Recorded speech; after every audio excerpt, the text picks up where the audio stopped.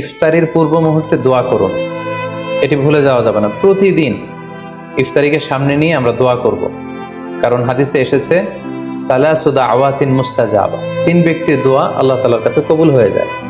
এই দোয়া আল্লাহ কখনো ফিরিয়ে দেন না। এর মধ্যে একটা দোয়া হচ্ছে দাওয়াতুস সাইম, রোজাদারের দোয়া আল্লাহ কখনো ফিরিয়ে দেন না।